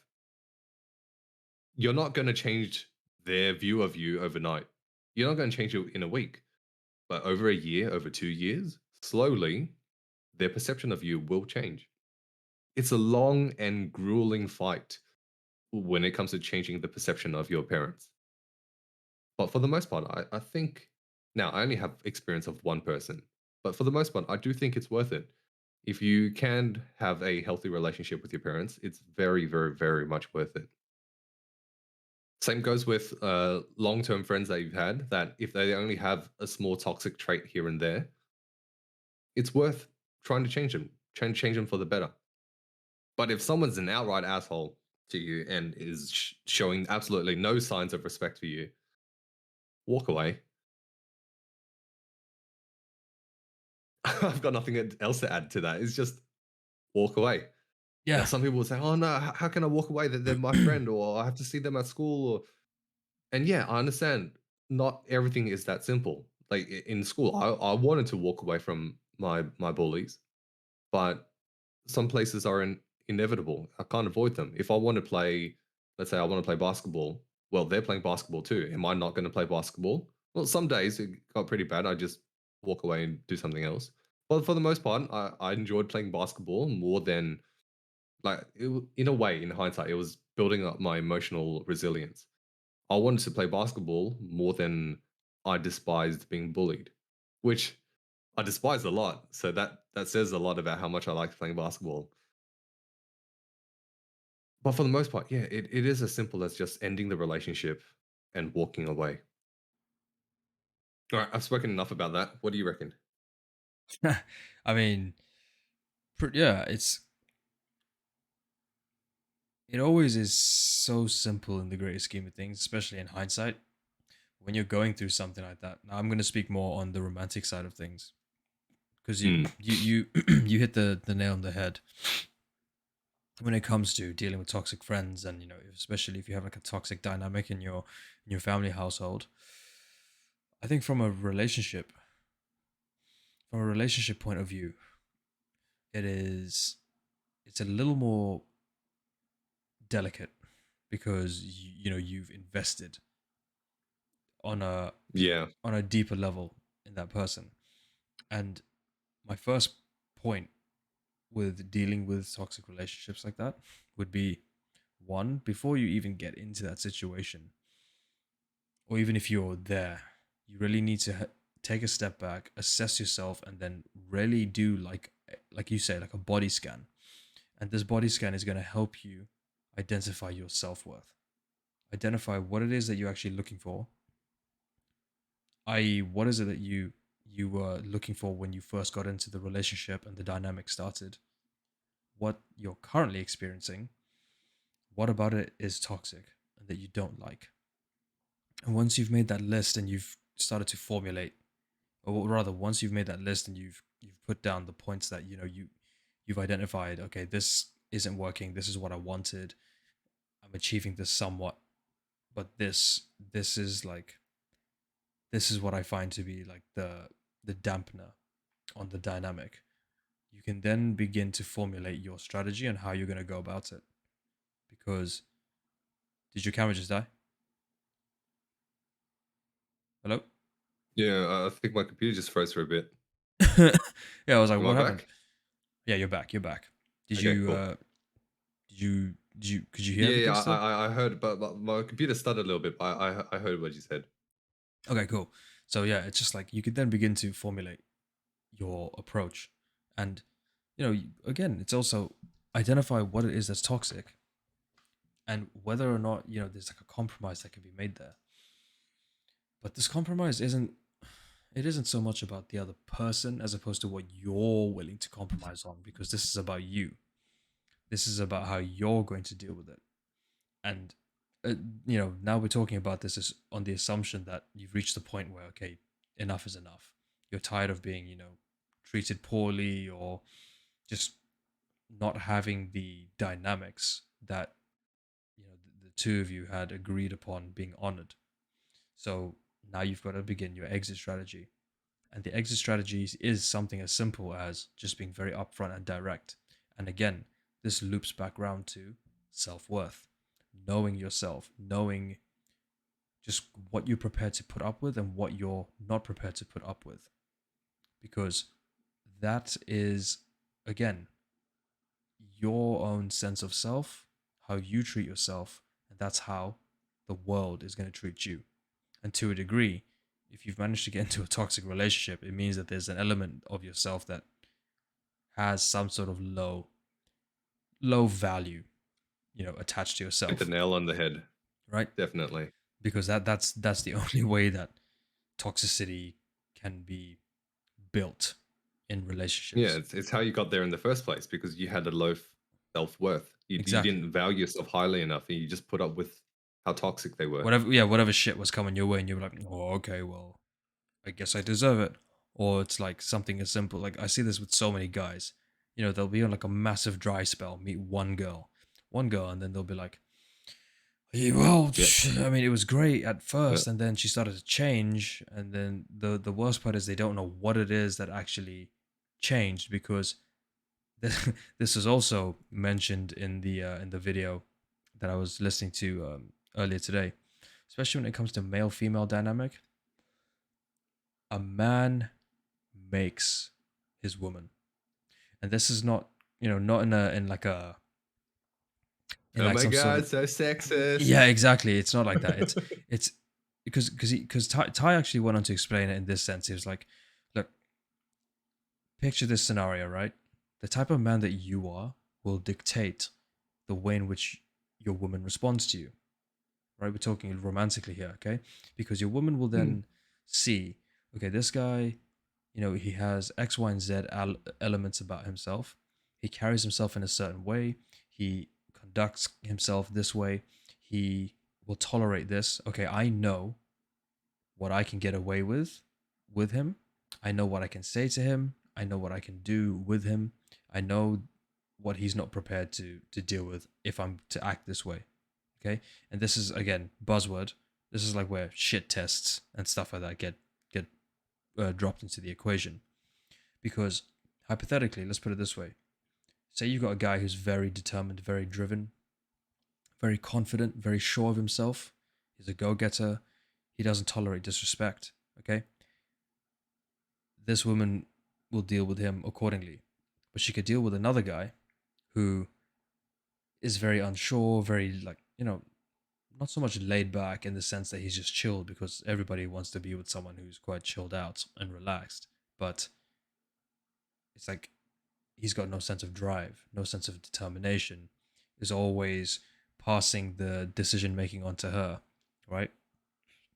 But mm, say for example, he's just like got massive provider abilities. Well, yeah, sure, she knows that she might be able to get a certain lifestyle with this guy, but she won't respect him because he is not driving from his like his natural masculinity. And especially when it comes to male female dynamics, men need to tap into their masculinity. And part of that masculinity is having a sense of self-worth about yourself, where you are prepared to put your foot down and say, I will not stand for this. And if you continue to behave this way, that's it. I will draw the line. But unfortunately, there are a lot of people, not just guys, people in general, who find it so hard to say that because they live in such a scarcity mindset that they believe that anything is better than nothing. And funnily enough, that's like what I guess you could say she's like my ex situationship partner was like. She actually used those same words when I found out that she had. Uh, I won't go too deep into details, but there was another guy. She wanted to leave him for me, but then went back to him because we couldn't be together because of logistic complications. And her words exactly were, "Something is better than nothing." And I remember just mm. taking a hard look, like at her. I was just thinking, so you're willing to put up with lack of commitment, mind games, just bullshittery that you told me was going on prior to meeting me. And it's not even about me at that point. It's just you're willing to actually deal with that. Is that your sense of self? Is that your sense of self? Is that the type of value you put to yourself? That you're willing to accept that, yet you'll continuously talk about how you deserve to be treated with respect and loved and admired and cherished and all this yada yada yada. And yeah, I think that was also my wake up call for myself, because as she was saying this, here I was entertaining the idea, or the concept of, this is someone that I want to be with, but they're like, I found myself almost in like this weird like emotional like love triangle, and I was like, hang on a minute, do I want to be the buffer guy? Is that the way that I visualize my idea of a perfect relationship? Do I want to be that person who's just happy to be like, oh, okay, well, I'll be here when you decide. Like, no, fuck that. I was not raised to be that type of person, right? Mm. I was never taught to be. I know I spoke about my belief system was I thought I was second best, but the reality was that was my perception. You know what I mean? That was my internalization of the message that was being taught to me. The message was actually go at what you want, go hard at what you want.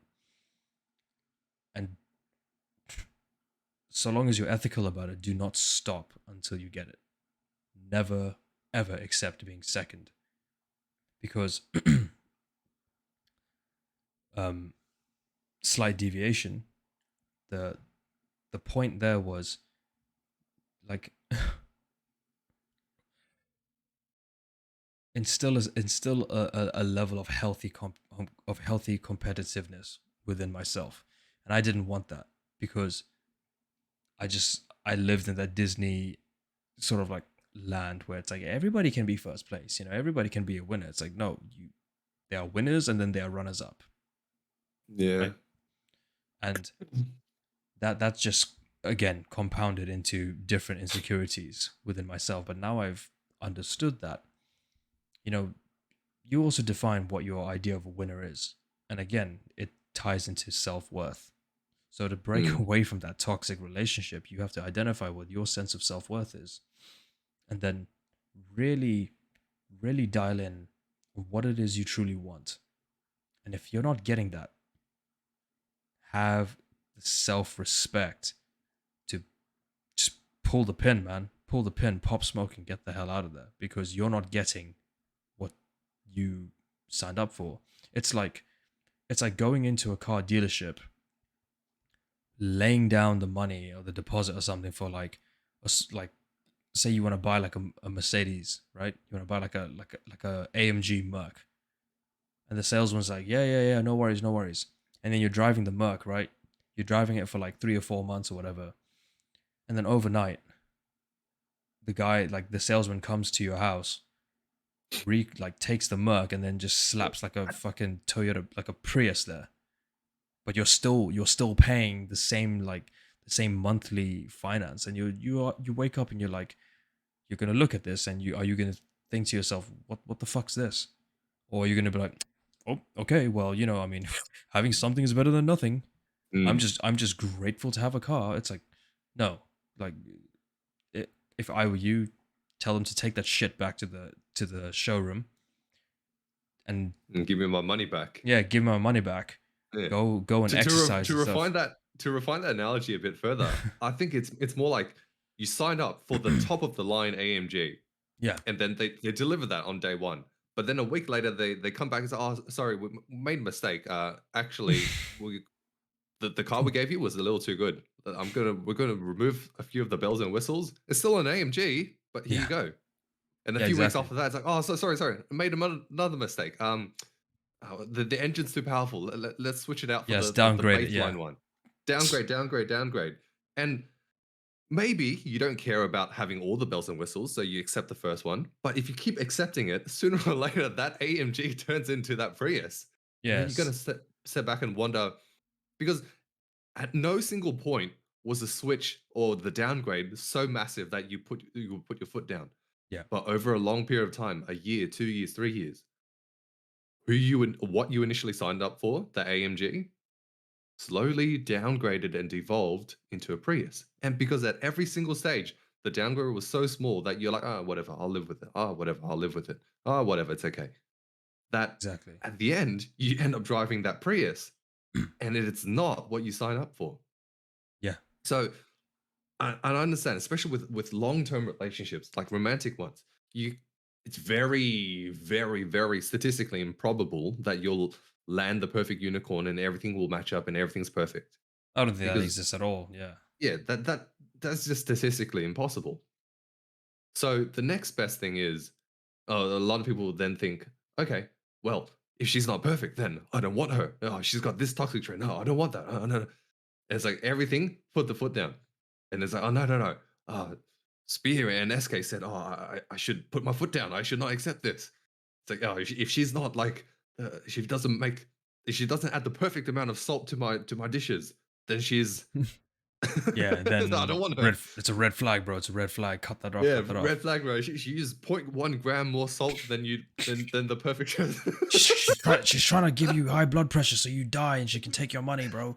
It's a government conspiracy. She's a media plant. It's like, no, like Yeah, like obviously, for little shit like that, yeah. it doesn't matter. Like, okay, I can have a little bit more salt or a little bit less salt. It's Or okay if we even, sorry, sorry to cut you off, but just to even address that, dial into that and communicate.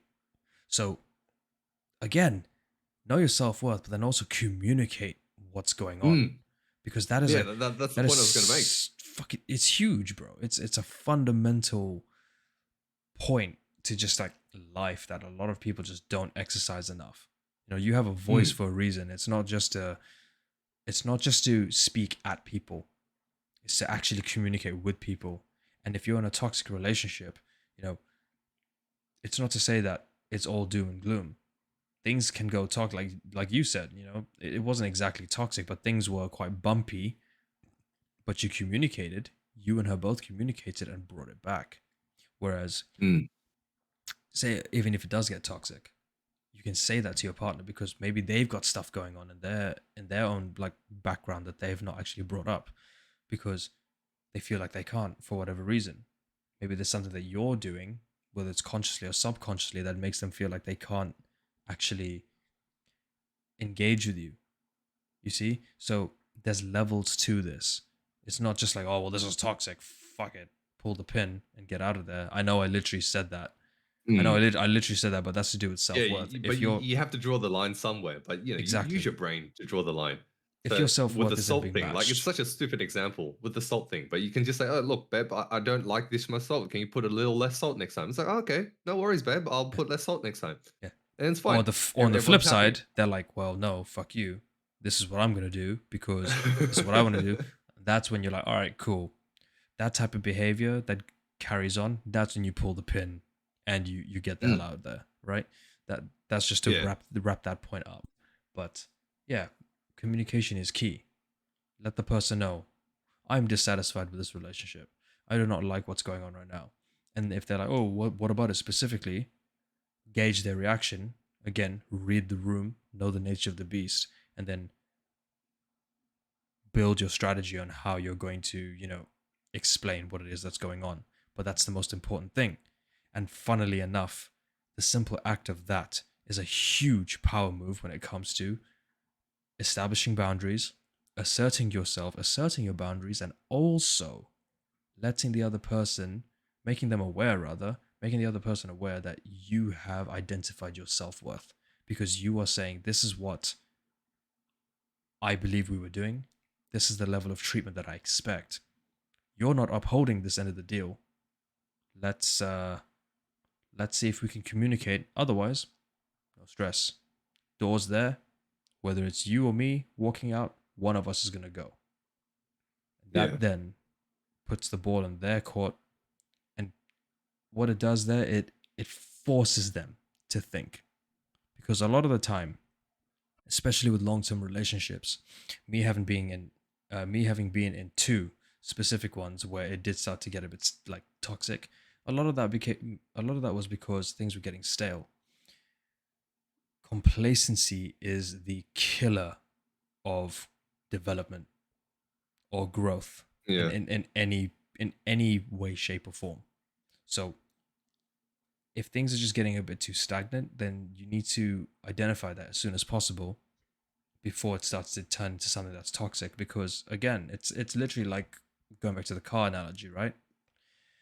Things were spick span and new and shiny, and you were hitting the road at like 100 miles an hour, and then it started to slowly like go down a gear. You start to slow down a little bit. Things aren't as fluid as they used to be, and then Mm, that then builds like this pool of doubt in the other person's mind because then they start to think, oh well, you know,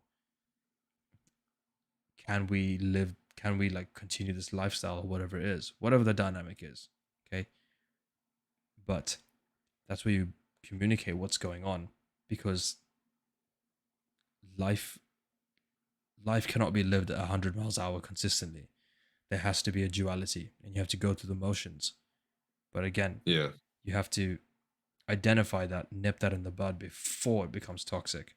But in the event that it does become toxic, again, just like go firm with your boundaries. Do not tolerate anything that anything that you personally wouldn't tolerate for yourself, and Mm.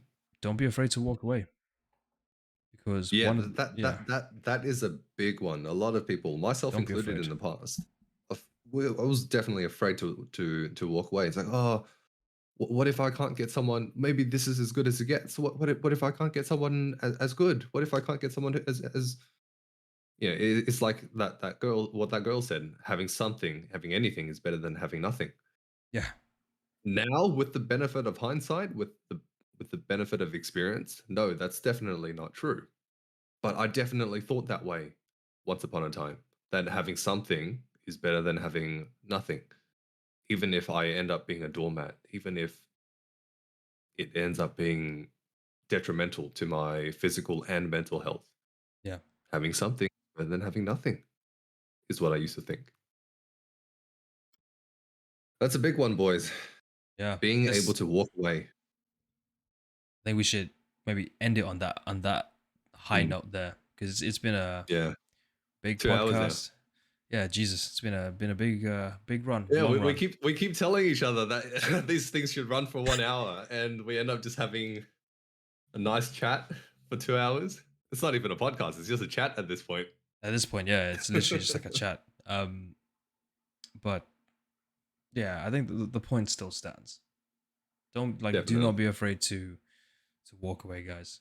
You know, whether it's a professional business relationship, whether it's a personal relationship, you know, like a friendship or a romantic relationship.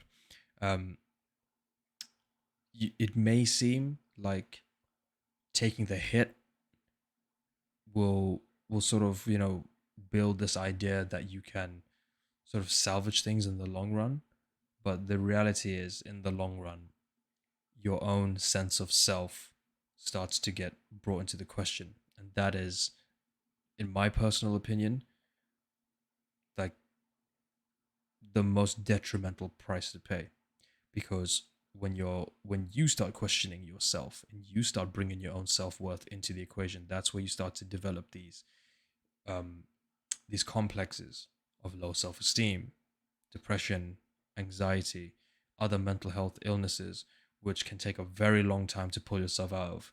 Because, as I say, the subconscious mind is like that scientist that takes notes about everything that you do.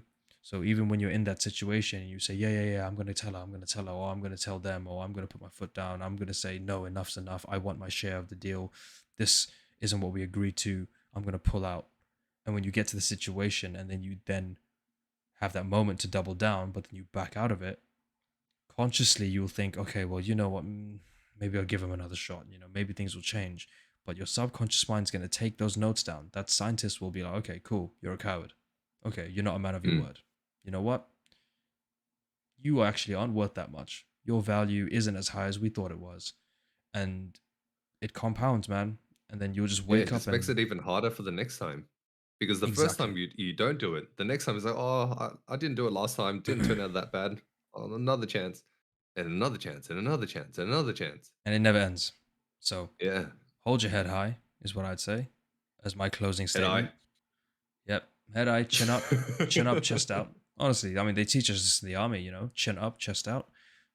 Do not be afraid to say no. Never be afraid to walk away.